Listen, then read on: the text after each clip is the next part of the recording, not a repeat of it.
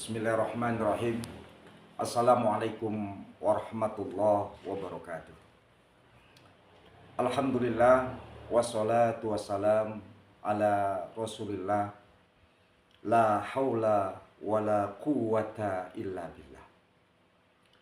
Amma ba'du, para pemirsa dan peserta didik yang dimuliakan Allah Subhanahu wa taala.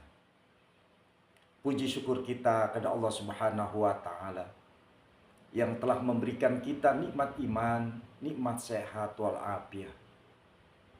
Semoga kita berdoa kepada Allah, Allah senantiasa memberikan kita sehat wal afiat.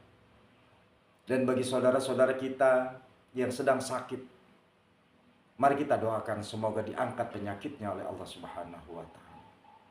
Dan bagi saudara-saudara kita yang ditimpa masalah musibah, mudah-mudahan diberikan jalan keluar terbaik dari masalah-masalahnya. Amin ya robbal alamin. Hadirin pemirsa dan peserta didik yang dimuliakan Allah Subhanahu wa taala. Dalam ajaran agama Islam, perbuatan ghibah adalah perbuatan yang amat dibenci oleh Allah Subhanahu wa taala. Perbuatan ghibah adalah perbuatan yang amat dibenci oleh baginda Nabi kita Muhammad sallallahu alaihi wasallam. Karena dengan ghibah lah banyak sekali permusuhan. Dengan ghibah banyak sekali perselisihan. Bahkan muncul fitnah di sana sini dikarenakan dengan adanya ghibah. Lalu apa itu ghibah? Ghibah menurut bahasa adalah menggunjing, membicarakan kejelekan orang lain. Bahkan Nabi kita Muhammad Sallallahu Alaihi Wasallam mengatakan bahwa ghibah adalah menyebutkan kejelekan saudaramu kepada orang lain. Oleh karenanya bagaimana kita menghindari ghibah? Yaitu diantaranya bagaimana menjaga lisan ini untuk berkata yang baik. Lidah ini tidak bertulang. Jika kita tidak menjaga lisan kita, maka lisan ini akan membawa sesuatu keburukan buat diri kita. Baginda Nabi kita Muhammad sallallahu alaihi wasallam bersabda, "Salamatul insan bi hifdzil lisan." Selamatnya seseorang itu tergantung ia menjaga lisannya. Dalam hadis yang lain, Rasulullah sallallahu alaihi wasallam bersabda, "Man kana yu'minu billah wal yaumil akhir falyakul khairan aw liyasmut." Barang siapa yang beriman kepada Allah, dia beriman pada hari akhir, maka hendaklah ia berkata dengan perkataan yang baik. Ternyata orang-orang yang beriman kepada Allah, orang-orang yang beriman kepada hari akhir, indikatornya adalah menjaga dari perkataan-perkataan yang baik. Bahkan Allah Subhanahu wa taala berfirman dan mengingatkan kepada kita. A'udzubillahi minasyaitonirrajim. Bismillahirrahmanirrahim.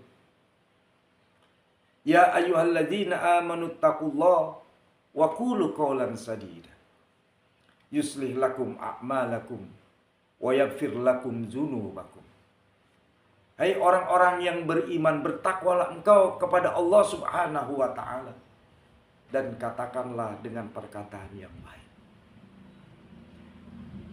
Jadi orang-orang yang beriman kepada Allah hendaklah ia menjaga segala ucapannya, perkataannya dengan perkataan yang baik. Orang-orang yang bertakwa kepada Allah adalah orang-orang yang senantiasa menjaga lisannya agar tidak membicarakan kejelekan orang lain.